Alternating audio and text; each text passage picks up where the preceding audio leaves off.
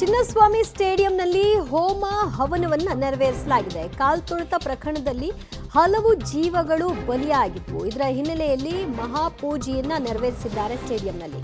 ಸುದರ್ಶನ ಗಣಪತಿ ನವಗ್ರಹ ಪೂಜೆ.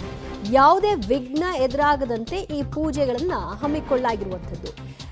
ಚಿನ್ನಸ್ವಾಮಿ ಸ್ಟೇಡಿಯಂನಲ್ಲಿ ಸೆಲೆಬ್ರೇಷನ್ ಸಂದರ್ಭದಲ್ಲಿ 11 ಮಂದಿ ಸಾವನ್ನಪ್ಪಿದ್ರು. ಅದಾದ ನಂತರದಲ್ಲಿ ಆ ಸ್ಟೇಡಿಯಂ ಬಗ್ಗೆಯೇ ಬಹಳಷ್ಟು ಟೀಕಾ ಟಿಪ್ಪಣಿಗಳು ವ್ಯಕ್ತವಾಗಿತ್ತು. ಈಗ ಅದೆಲ್ಲದಕ್ಕೂ ಕೂಡ ಮುಕ್ತಿ ಹಾಕೋ ಹಿನ್ನೆಲೆಯಲ್ಲಿ ನವಗ್ರಹ ಪೂಜೆಯನ್ನ ನೆರವೇರಿಸಲಾಗಿದೆ. ಏನೇ ಕೆಲಸ ಆಗಬೇಕು, ದೊಡ್ಡ ಕೆಲಸ ಅಂತ ಹೇಳಿದ್ರೆ ಅಥವಾ ಈವನ್ ಸಣ್ಣ ಕೆಲಸ ಅಂತ ಹೇಳಿದ್ರು ದೇವರ ಅನುಗ್ರಹ ಇಲ್ಲದೆ ಹುಲ್ಕಡ್ಡಿ ಕೂಡ ಅಲ್ಲಾಡಲ್ಲ ಅಂತ ಹೇಳ್ತಾರೆ. ಆ ನಿಟ್ಟಿನಲ್ಲಿ KSE ಅದನ್ನು ಅರ್ಥ ಮಾಡಿಕೊಂಡು ಈಗಿರೋ ಪದಾಧಿಕಾರಿಗಳು ಇಲ್ಲಿ ಯಾವುದೇ ಥರ ಅಹಿತ ಘಟನೆ ನಡೀದೇ ಇರಲಿ, ಅಟ್ ದ ಸೇಮ್ ಟೈಮ್ ಎಲ್ಲ ಸುಲಲಿತವಾಗಿ ಆಗಲಿ ಅಂತ ಯೋಚನೆ ಮಾಡಿ ಇವತ್ತು ಸುದರ್ಶನ ಹೋಮ ಆಗಲಿ, ಗಣ ಹೋಮ ಆಗಲಿ ಎಲ್ಲನೂ ವಿಜೃಂಭಣೆಯಿಂದ ಆಚರಿಸಲಾಗಿದೆ. ಎಲ್ಲ ಪದಾಧಿಕಾರಿಗಳು ಬಂದು ಈ ಕಾರ್ಯನ ನಡೆಸ್ತಾ ಇರೋದು ಅವರೇ ನಿಂತು. ಇನ್ಫ್ಯಾಕ್ಟ್ ಈಗ ಆಲ್ರೆಡಿ ಪದಾಧಿಕಾರಿಗಳು ಗೌರ್ಮೆಂಟ್ ಜೊತೆ ಸ್ಪಂದಿಸ್ತಾ ಇದ್ದಾರೆ.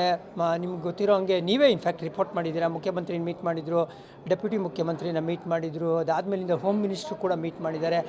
ಯಾರ್ಯಾರಿಗೆ ಮೀಟ್ ಮಾಡಬೇಕಲ್ಲ, ಗೌರ್ಮೆಂಟಲ್ಲಿ ಅಥವಾ ನಮ್ಮ ಬೆಸ್ಕಾಮ್ ಇರಲಿ, ಅಗ್ನಿಶಾಮಕ ದಳ, ಪೊಲೀಸು ಎಲ್ಲರೂ ಭೇಟಿ ಮಾಡಿ ಅವ್ರನ್ನೆಲ್ಲ ಸ್ಪಂದಿಸಿ ಅವ್ರು ಏನೇನು ಗೈಡೆನ್ಸ್ ಕೊಡ್ತಾರಲ್ಲ ಅದ್ರ ತಕ್ಕಂಗೆ ಇಲ್ಲೇನೇನು ಕೆಲಸಗಳಾಗಬೇಕೋ ಆ ಕೆಲಸ ಮಾಡಿ ಆಮೇಲೆ ಇಲ್ಲಿ ಮ್ಯಾಚ್ಗಳನ್ನ ಮತ್ತೊಮ್ಮೆ ವಾಪಸ್ ತರೋ ಒಂದು ಯೋಚನೆ.